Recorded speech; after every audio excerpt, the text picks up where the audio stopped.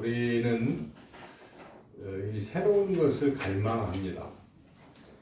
이렇게 옷 같은 것도 이제 늘상 입다가도 좀 시간이 많이 지나면 새 옷도 입고 싶다 이런 마음이 들죠. 새 옷을 좀 입고 싶기도 하고 또 오랫동안 한 집에 살다가 좀 새로운 집으로 이사를 하고 싶다 이제 이렇게 생각하기도 합니다. 또 새로운 사업, 또 새로운 직장, 이 새로운 학교라든지 그런 것들 새 것에 대한 갈망이 있습니다. 물론 새로운 것은 좋죠. 그러나 우리가 이 땅에서 경험하는 새로운 것들은 또 시간이 지나면 다시 헌 것이 되는 것입니다. 그래서 진정으로 영원히 새로운 것은 이 세상에 살아가는 곳에는 없는 것이죠. 일시적인 것입니다.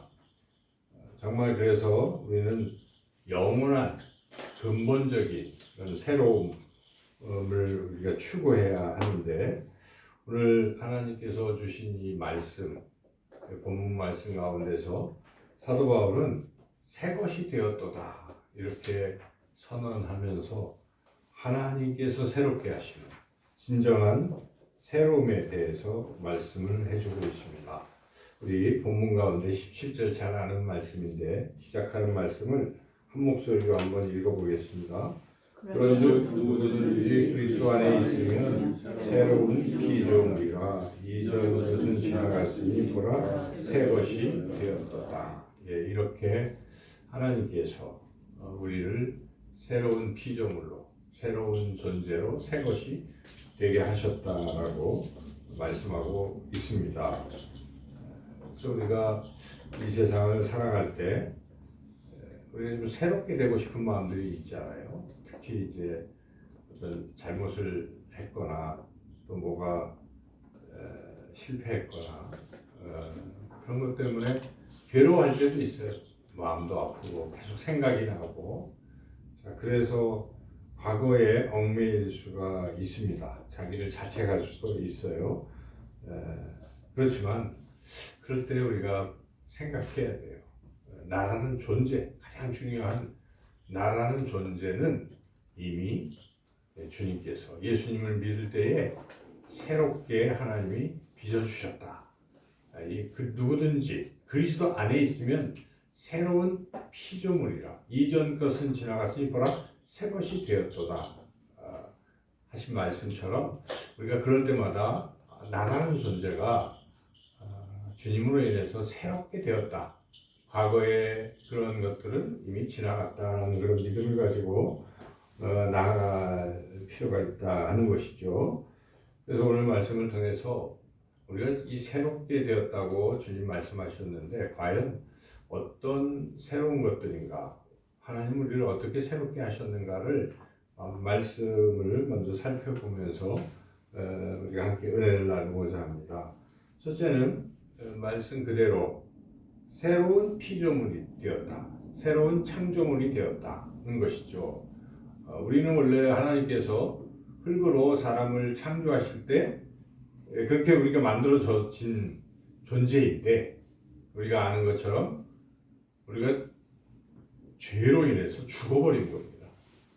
에베소서 2장 말씀에 허물과 죄로 죽었다라고 말씀하고 있습니다. 그리고 우리가 예수님을 믿을 때 과거에 우리의 옛사람은 십자가에 못 박혀 죽었다고 선언을 하고 있어요. 그래서 우리는 죽었다는 것이죠. 그런데 죽었는데 새롭게 하나님께서 새롭게 창조하셨다는 것입니다. 예수님을 믿음으로 새롭게 창조된다는 것입니다. 세상 사람과 우리가 다르다는 것입니다. 예수님을 믿느냐 믿지 않느냐에 따라서 달라지는 것이죠. 그래서 우리 예수님께서도 말씀하십니다. 너희가 물과 성령으로 거듭나지 않고는 하나님 나라에 들어갈 수 없다 이렇게 말씀하시잖아요.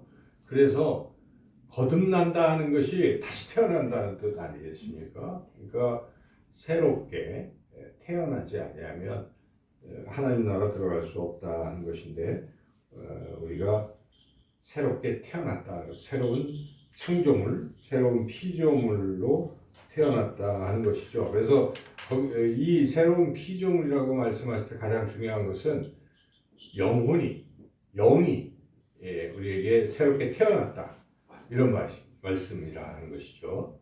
그래서 우리가 보이지는 않지만은 우리 영혼이 예수님을 딱 믿는 순간 새롭게 태어난 것입니다. 거듭난 것입니다. 그래서 우리는 거듭났다 중생 그러잖아요. 두 번째 태어난 중생. 그래서 항상 우리는 기억해야 돼요. 나에게는 영이 있다. 영혼이 있다. 하나님의 영혼이 있는데 이게 예수님을 믿음으로 태어났다는 사실을 잊으면 안 됩니다. 그래서 우리가 그러한 존재입니다. 그 존재는 어떤 존재냐면 이 죄에 얽매였던 그런 죄의 노예였던 신분에서 이제는 우리가 벗어나게 됐어요. 벗어나고 그 존재는 하나님의 자녀로 우리가 거듭난 것입니다. 그래서 우리의 주인이 바뀐 것이고 우리는 더 이상 죄에게 종로로 탈 필요가 없습니다. 하나님의 인도하심 따라 주님과 살 수 있다는 것이죠. 그렇게 우리는 새로운 피조물로 태어난 줄로 믿습니다. 그래서 나라는 존재가 새롭게 이렇게 겉으로 보기에는 아무 변화가 없어 보여도 예수님을 믿음으로 신분이 확 바뀌어버린 것입니다. 새롭게 태어났다는 것이죠. 두 번째로 우리가 새 것이 되었다는 것의 의미는 이제는 하나님과 화목하게 된 존재가 되었다는 것이죠. 우리 오늘 본문의 19절 말씀 같이 한번 읽어보겠습니다. 곧 하나님께서 그리스도 안에 계시사 세상을 자기와 화목하게 하시며 그들의 죄를 그들에게 돌리지 아니하시고 화목하게 하는 말씀을 우리에게 부탁하셨느니라. 아멘. 그래서 우리가 하나님과 화목하게 된 존재가 됐다는 것입니다. 그래서 우리가 새 것이 되었다는 것은 하나님과 이제는 화목하게 된 존재라는 뜻입니다. 언제 우리가 하나님과 불화했다는 것인가? 그렇습니다. 성경은 우리가 죄를 지을 때 하나님과 분리가 됐어요. 그래서 심하게 표현하면 원수가 되었다, 이렇게도 성경은 말씀하고 있습니다. 그래서 하나님과 우리가 화목하지 않을 거예요. 하나님과 함께 할 수가 없는 것입니다. 죄 때문에. 우리가 전도할 때나 또 누군가 전도 받을 때 딱 그림이 항상 뭡니까? 하나님이 여기 계시고 사람이 여기 있다는 거예요. 거기는 깊은 낭떠러지가 있고 서로 떨어져 있는 것이, 갈 수가 없는 것이, 딱 가운데 예수님의 십자가가 딱 있어서 갈 수 연결되어서 하나님과 이렇게 화목하게 되는 거잖아요. 그래서 우리가 우리가 새롭게 되었다는 것은 그전에는 허물과 죄로 죽었던 존재일 뿐만 아니라 그 죽음과 더불어서 하나님과 원수가 돼서 화목할 수 없는 그런 존재였는데 새 것이 됨으로써 우리가 하나님과 이렇게 화목하게 되었습니다. 바로 예수님이 화목제물이 되셔서 우리가 이제는 하나님의 은혜의 보좌 앞에 나아갈 수 있는 존재가 된 것입니다. 언제라도 때를 따라 돕는 은혜를 얻기 위해서 우리는 하나님의 보좌에 담대히 나아갈 수 있는 이러한 존재가 됐다. 여러분 이걸 믿으시기를 축원합니다. 그래서 어떤 상황에서도 내가 하나님과 화목하게 된 존재구나. 이걸 우리가 꼭 기억할 필요가 있다는 것이죠. 이제 또 세 번째, 우리가 어떤 존재가 되었는가? 하나님의 의가 된 존재다. 좀 어려운데요. 성경에 이렇게 나와 있어요. 오늘 본문 21절 같이 한번 읽어보겠습니다. 하나님이 죄를 알지도 못하신 이를 우리를 대신하여 죄로 삼으신 것은 우리로 하여금 그 안에서 하나님의 의가 되게 하려 하심이라. 하나님의 의가 되게 하려 하심이라. 좀 어려운데 이 의미는 이렇게 이해를 하시면 되는 거예요. 여기에 나온 대로 하나님이 죄를 알지도 못하신 이를 우리를 대신하여 죄로 삼으신 것, 삼으셨다는 것이 이게 무슨 말씀입니까? 우리 예수님은 죄를 짓지도 않고 죄를 알지도 못하시는 분이신데 예수님이 죄인이 된 것이에요. 쉽게 얘기하면. 그렇죠? 죄인이 되었어요. 우리는 뭡니까? 우리는 죄를 져서 죄인이에요. 그런데 이게 서로 교환이 된 것입니다. 이걸 우리가 신학적으로 어려운 말로 거룩한 교환이라고 합니다. 거룩한 교환. 무슨 말이냐면 우리 죄는 예수님이 가져가셨어요. 우리가 준 거예요. 그죠? 예수님이 가져가셨어요. 우리 죄를. 그리고 예수님이 가지신 의는 우리한테 주신 거예요. 우리 죄와 의가 서로 교환이 된 것입니다. 거룩한 교환, 의의 교환 이런 말을 하는 것이죠. 우리가 그걸 상상할 때마다 이게 얼마나 감사한 일입니까?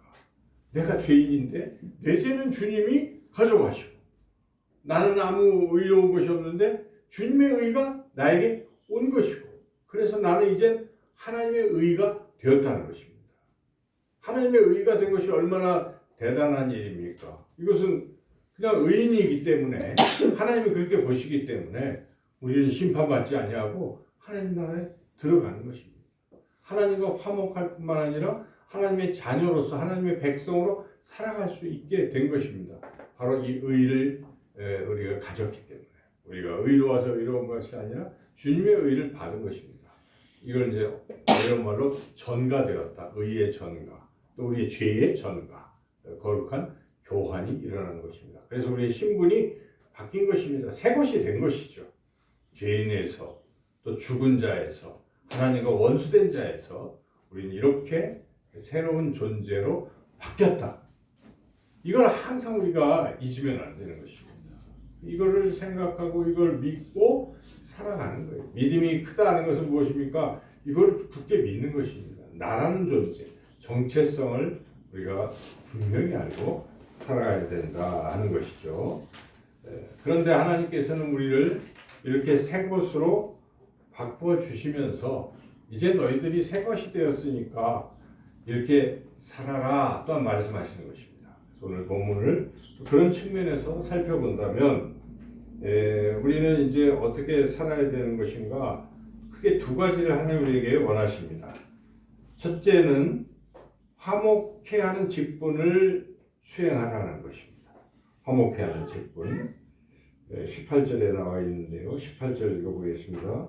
모든 것이 하나님께로서 났으며 그가 그리스도로 말미암아 우리를 자기와 화목하게 하시고 또 우리에게 화목하게 하는 직분을 주셨으니 그렇죠. 화목하게 하는 직분을 주셨다는 것입니다.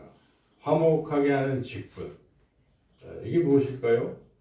화목하게 하는 직분 물론 우리는 살아가면서 항상 화평케 하는 자가 돼야 돼요. 우리 팔복에도 예수님께서 화평케 하는 자는 복이 있나니 이렇게 말씀하시잖아요. 그래서 이 반대말은 분열케 하는 사람이죠. 어디서든지 사람과 사람 사이를 갈라치고 막 이간질하고 싸우게 만들고 이거는 뭐 마귀죠. 마귀가 원래 그렇게 하는 것이고 마귀에 소속된 자지만 그러나 하나님의 사람들은 그렇지 않습니다. 항상 화목하게 하는 거예요. 화목하게. 그렇죠? 분열이 있는 곳에 일치를, 평화를. 이게 바로 우리 하나님의 사람들, 그리스도인들의 마땅한 자세인 것이죠. 그런데 오늘 본문에서 말씀하시는 것은 그것도 포함하는 것이지만 그거를 넘어서 하나님과 화목하게 하라 이 얘기입니다. 하나님과 화목하게 하라. 왜냐하면 세상에 예수님을 믿지 않는 사람들은 다 하나님과 원수된 사람들이에요. 하나님을 모르기도 하고 하나님을 믿지도 않고 또 어떤 사람은 하나님을 대적하는 사람들도 가끔 있어요. 그렇죠? 이런 사람들 속에 우리가 살아가고 있어요. 근데 작은 숫자가 아닙니다. 나머지 한 70% 이상은 그러고 있는 거예요. 한 80%는 한 소수의 20, 30%만 하나님과 화목하게 돼 있어요. 통계적으로 보면 그렇지 않습니까? 주변에 살아갈 때 사람들 별로 하나님 생각 안 하고 살고 있어요. 자, 이런 분위기 속에서 우리가 살아갈 때 그냥 나만 구원받으면 된다든지 또는 그냥 그 사람 뭐 상관도 없다 이렇게 하면 안 된다는 것입니다. 하나님은 우리와 예수님을 통해서 우리와 화목하신 후에 그리고 우리를 니들이 또 화목하게 하는 일을 하라고 직분을 주셨다는 사실이죠. 이게 굉장히 중요한 것입니다. 직분. 그래서 우리는 항상 살면서 늘 생각하는 게 나는 화목하게 하는 사람이구나 하는 생각을 잊어버리면 안 됩니다. 어디서든지 이렇게 보면은 전철을 타고 갈 때도 앉아있는 무수한 사람들 다 휴대폰을 보고 있고 그러고 있지만은 그 사람들이 하나님을 생각하고 있을 리가 없어요. 휴대폰 보면서 물론 뭘 보는지 몰라도 그런 사람들이에요. 그래서 대화하기도 참 어렵지만 우리가 기도를 해도 해야 되겠어요. 이렇게 옆에 있는 사람. 그러다가 하나님이 기회를 주실 거예요. 그렇죠? 그럴 때 하고 또 말이 또 대화가 되면 저는 예수님을 믿습니다 하면서 소개하고 예수님 믿으면 짧게 하시면 돼요. 예수님을 믿으면 하나님의 자녀가 되고 하나님 나라 들어갑니다. 죄 얘기도 같이 해줘도 좋겠죠. 죄 사함을 받고 그냥 우리가 아는 짧은 복음을 전하는 거예요. 예수님 꼭 믿으셔야 됩니다. 가까운 길에 꼭 나가시고 뭐 짧게 한 1분, 2분 말할 수 있는 기회가 주어진다면 이게 또 주어지도록 성령님께서 또 인도하실 것입니다. 우리가 소망만 한다면 계속 기회를 갖고 싶어 한다면 기회를 주실 것입니다. 그래서 그런 마음으로 항상 하는 거예요. 그 사람과 우리가 관계를 뭐 늘상 맺는 것도 아니고 스쳐서 지나가고 마는 걸 거예요. 그런데 나중에 하나님 나라 가서 보면은 그럴 거예요. 그때 네가 복음을 전했기 때문에 그 사람이 결국은 예수님을 믿게 되었다. 그럴 수 있잖아요. 우리가 하나의 역할을 했던 거예요. 그런데 그때 네가 전하지 않았기 때문에 그 사람이 지옥에 갔다. 너한테 책임이 있다. 그럴 수도 있어요. 그래서 우리는 항상 때를 얻거나 못 얻거나 항상 전도인의 직무를 다하라. 성경은 도처에 우리에게 원하시는 것은 그거 하라고 하는 거 아니겠습니까? 교회가 왜 있어요, 여기에? 여기 교회가 왜 있습니까? 물론 여러 가지 기능들이 있지만 첫째가 뭡니까? 그렇게 화목하게 하는 일을 하라고 교회가 있는 것입니다. 그래서 우리는 늘 이 화목하게 하는 전도하는 복음을 전하는 이런 일을 잘 감당해야 된다 하는 것입니다. 그래서 여기에 그냥 화목하게 하라 이것만 한 것이 아니라 화목하게 하는 그 말씀도 우리에게 주신 거라고 또 얘기하잖아요. 이게 복음 아니겠어요? 19절 읽어보겠습니다. 곧 하나님께서 그리스도 안에 계시사 세상을 자기와 화목하게 하시며 그들의 죄를 그들에게 돌리지 아니하시고 화목하게 하는 말씀을 우리에게 부탁하셨느니라. 그렇습니다. 그래서 하나님께서 우리에게 화목하게 하는 이 복음 말씀을 주시고 화목하게 하는 직분도 주시고 하라고 하시는 것입니다. 그래서 우리가 이렇게 새롭게 새 것이 되었고 이런 참 귀한 은혜를 받고 살아간다면 세상에 아직도 모르는 받지 못한 분들에게 꼭 이 귀한 복음을 전해서 화목하게 하는 직분을 잘 감당하시는 저와 여러분 다 되시기를 주님의 이름으로 축원합니다. 하나님은 한 가지를 더 또 말씀하셨어요. 그것은 하나님의 대사의 역할을 하라는 것입니다. 하나님의 대사, 그리스도를 대신하는 하나님의 대사의 역할을 하라 하는 것인데, 그것은 마지막 20절 말씀에 있어요. 20절 읽어보겠습니다. 그러므로 우리가 그리스도를 대신하여 사신이 되어 하나님이 우리를 통하여 너희를 권면하시는 것 같이 그리스도를 대신하여 간청하는 너희는 하나님과 화목하라. 그래서 여기에 이 앞부분을 우리가 주목해야 돼요. 그리스도를 대신하여 사신이 되었다 이런 말이잖아요. 이걸 생각하면은 사신이라는 것은 대사가 우리 오늘 말로 하면 뭐겠어요? 대사예요. 옛날에는 이제 다른 나라에 파견 이렇게 가는 사신인데 지금으로 말하면 대사라고 우리가 얘기하죠. 대사. 그러니까 대사는 뭡니까? 나라를 대표하는 사람이에요. 우리가 미국 대사로 임명이 됐다. 그러면 미국에서는 대한민국을 상대할 때 그 대사를 상대하는 거예요. 대표니까. 적어도 미국에서는 대한민국을 대표하는 사람입니다. 대표예요, 대표. 우리가 세상에 나갔어요.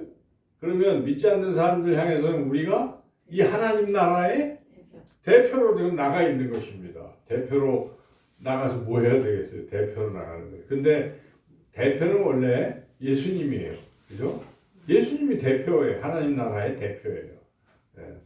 그런데 예수님께서 우리에게 대신해라 라고 그렇게 말씀하신 것입니다. 그래서 예수님은 하늘로 승천하실 때 제자들 세우시고 너희들이 내 대표가 돼서 내 해라 이렇게 말씀하신 거 아닙니까? 네. 계속 그렇게 해서 우리가 그런 사람 존재라는 거예요. 그러니까 항상 우리는 내가 주님을 대신하는 존재구나. 그리고 하나님 나라의 대표다. 이렇게 생각하면 삶이 달라지는 것입니다.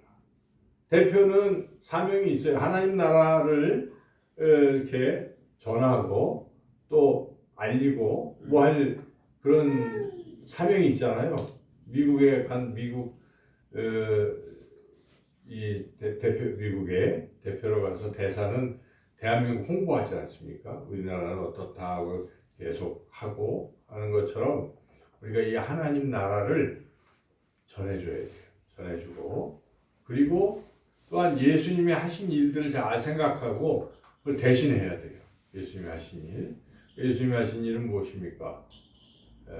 이 땅에 오셔서 복음을 전파하시면서 또한 고치시고 가르치셨다는 것입니다. 이 세 가지를 하셨거든요.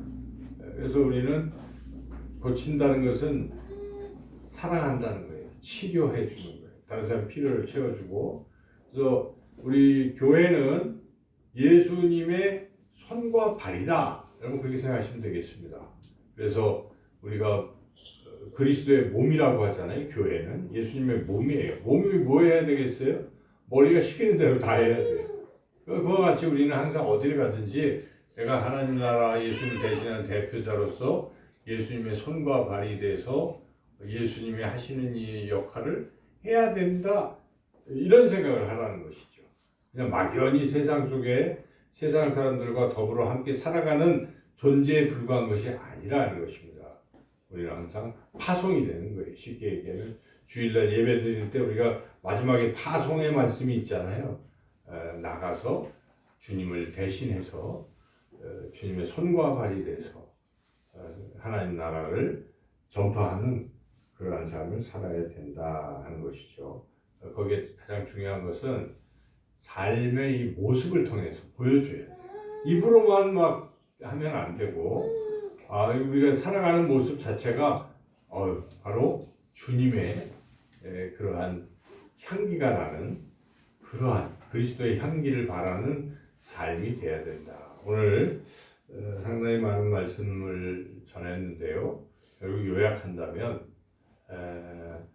우리는 새로운 존재가 되었다는 것 기억하시고 내가 삶은 겉사람은 자꾸 낡아지고 그럴지라도 여러분 나는 영원히 새로 태어난 존재고 날마다 성장하고 있어요. 성령을 통해서 우리가 하나님의 말씀을 먹으면서 점점 막 성장해 가고 강해지고 하는 그러한 존재라는 것. 그리고 하나님과 항상 우리는 연결이 돼 있어요. 화목하기 때문에 늘상 하나님과 교제하면서 그렇게 우리가 또 주신 사명 화목하게 하는 직분 또 주님의 손과 발이 되어서 이 세상을 치유하고 섬기고 하는 그러한 저와 여러분 다 되시기를 주님의 이름으로 축원합니다. 하나님 감사합니다. 이렇게 새로운 존재인 것 다시 한번 깨닫고 주님이 주신 사명을 더욱더 이 땅에서 살아가는 동안 잘 감당케 하여 주옵소서. 예수님의 이름으로 기도드리옵나이다. 아멘.